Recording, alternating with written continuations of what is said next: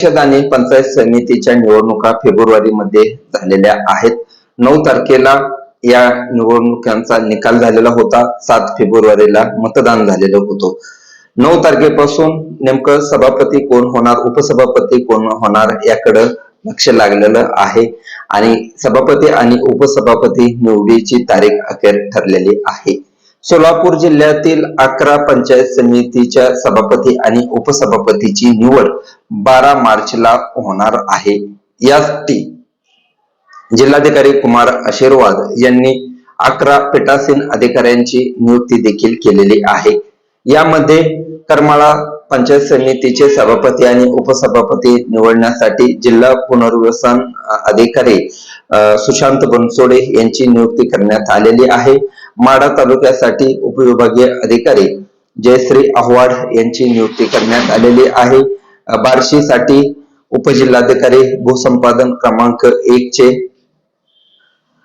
अमोल सिंह भोसले यांची नियुक्ती करण्यात आलेली आहे. उत्तर सोलापूरसाठी उपविभागीय अधिकारी सदाशिव पडदुने, मोहोळसाठी भूसंपादन क्रमांक 7 चे उपजिल्हाधिकारी सीमा होळकर, पंढरपूरसाठी उपविभागीय अधिकारी सचिन इथापे, माळशिरससाठी उपविभागीय अधिकारी विजया पांगारकर, सांगोल्यासाठी उपविभागीय अधिकारी भैरप्पा माळी, मंगळवेढा तालुक्यासाठी उपजिल्हाधिकारी संतोष कुमार देशमुख, दक्षिण सोलापूरसाठी उपजिल्हाधिकारी अंजली मरोड व अक्कलकोटसाठी उपविभागीय अधिकारी सुमित शिंदे यांची नियुक्ती करण्यात आलेली आहे.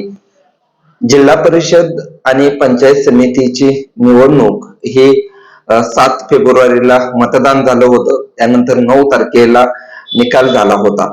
तेव्हापासून या निवडीकडे सर्वांचं लक्ष लागलेलं होतं. करमाळा तालुक्यात जिल्हा परिषदेच्या 6 आणि पंचायत समितीच्या 12 गणांसाठी मतदान झालं होतं. त्याचा निकाल 9 फेब्रुवारीला लागला होता. त्यानंतर आता या सभापती आणि उपसभापती निवडीकडे सर्वांचं लक्ष लागलेलं आहे. ग्रामविकास विभागाच्या सूचनेनुसार या नियुक्त्या करण्यात आलेल्या आहेत. 12 मार्चला ही निवड होणार आहे. करमाळा तालुक्यात जर पाहिलं तर पंचायत समितीच्या 4 जागा या आमदार नारायणआबा पाटील यांच्या मार्गदर्शनाखाली करमाळा तालुका विकास आघाडीच्या माध्यमातून विजयी झालेल्या आहेत. तर भाजप आणि राष्ट्रवादी अजितदादा पवार गट हे एकत्रितपणे या निवडणुकीत लढले होते. म्हणजेच माजी आमदार संजय मामा शिंदे व बागल हे एकत्रितपणे या निवडणुकीत उतरलेले होते.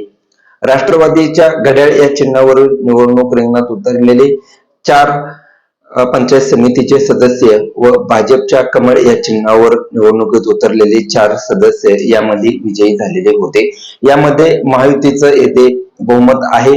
येथे पंचायत समितीचं सभापती नेमकं कोण होणार याकडे सर्वांचं लक्ष लागलेलं आहे. उपसभापती देखील कोण होणार याकडे सर्वांचं लक्ष लागलेलं आहे. 12 तारखेला ही निवड होणार आहे. धन्यवाद.